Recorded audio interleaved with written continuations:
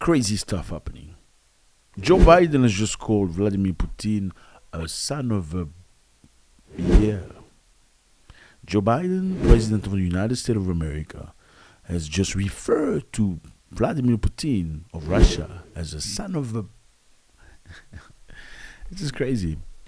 How do we get to that? How do we get to this level? From presidency, from the most powerful room in the world, to son of a... Because usually we know when somebody's not happy, somebody in the United States office is not happy, they don't refer to anybody in those terms. They'll most likely do something about it. Okay, why isn't something being done about it, but they being said about it? So Joe Biden was in a meeting with sponsors for his election. Yes, in America, president and all runners go meet sponsors, more investors, in order to prepare for their electoral campaign.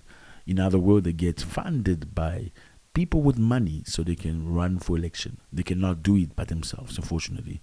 I know in many African countries you don't necessarily need sponsors because presidents seem to have all the money. You know, is it right? We don't know. But in America, in order for you to run for presidency, you need to have sponsors. Unless you're Donald Trump, you already have a lot of money and you don't need anybody's money to run for presidency. Now, the problem with that is once you have sponsors, naturally, sponsors are business people, businessmen, investors, okay? Once they give you money, they say they give you $50 million to run for election, and you win the election. Let's say the sponsor is into food business. Once you become president, what happens?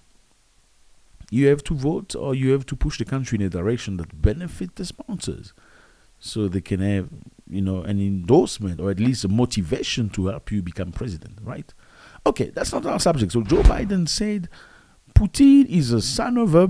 Okay, how did that happen? The US President Joe Biden referred to his Russian counterpart, Vladimir Putin, as a crazy son of a... Yeah, at a San Francisco fundraiser for his 2024 re-election campaign. The event was attended by a group of reporters. Biden was talking about climate change, okay, the dangers of climate. All of a sudden, from the dangers of climate speech to Vladimir Putin, he's a son of a... He said, we have a crazy son of a... You know what I'm saying? Son of a B, you know, right. We have a crazy son of a... Like this guy, Putin.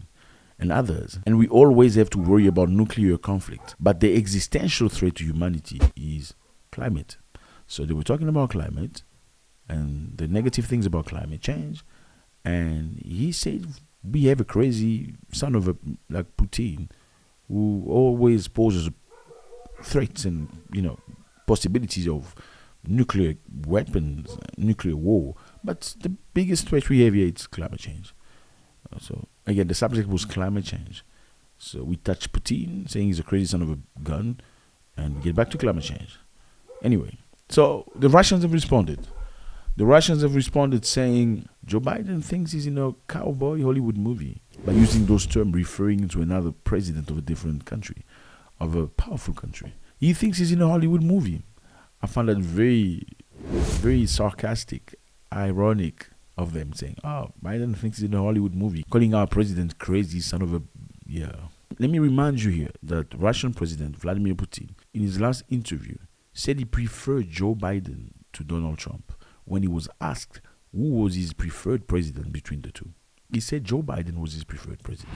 Listen, we talked not long ago, and you asked who would be preferred as future president of the United States. I said that we would work with any president, but I suppose that for us, for Russia, Biden is more preferable. Judging by what he has just said, I was absolutely right. Now we're seeing Joe Biden calling him crazy son of a... What does that mean? Did he choose Joe Biden because he felt Joe Biden was perhaps a weaker president than Trump? Or he lied to himself? Do you think Putin chose Joe Biden because he firmly believes Biden is a weaker president?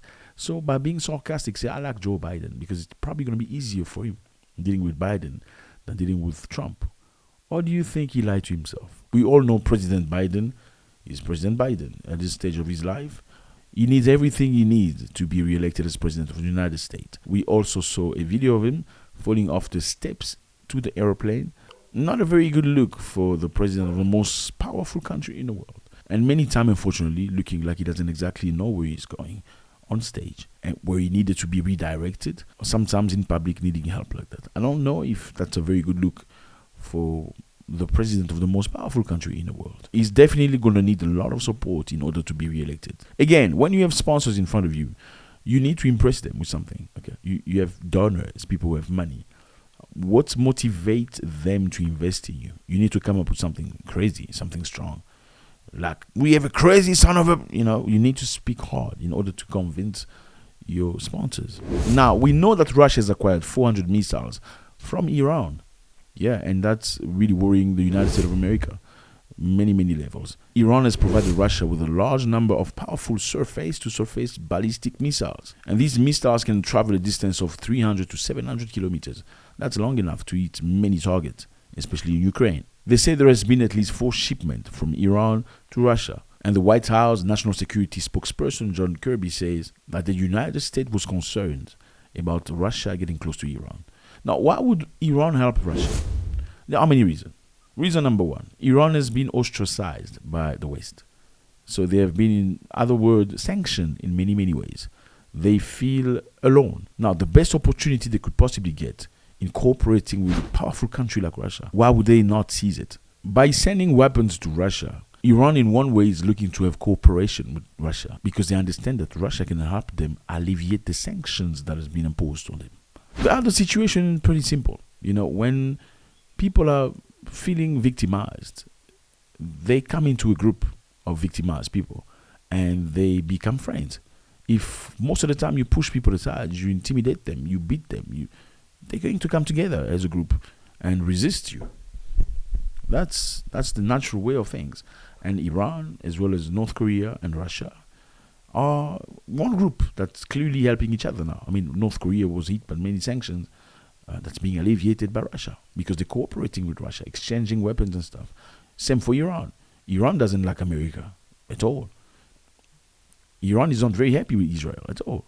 So by helping Russia hit targets in Ukraine, they're clearly looking to be on the good side of Russia so they can have exchanges, so they can cooperate and progress. Iran provided very cheap drones to Russia.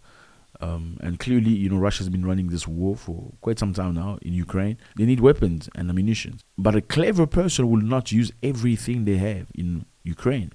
Because if you look at the war, one strategy will be to get Russia to spend everything it has as ammunition in Ukraine before NATO comes with the real war. And you can see Putin has been very cautious of that. He's not a stupid man. He's using just enough in Ukraine and leaving the most dangerous things he has back home. In case something really big happens, then he can pull those out. But in the meantime, he needs to continue a war. How does he do that? He gets stuff from Iran. He gets stuff from North Korea he can use.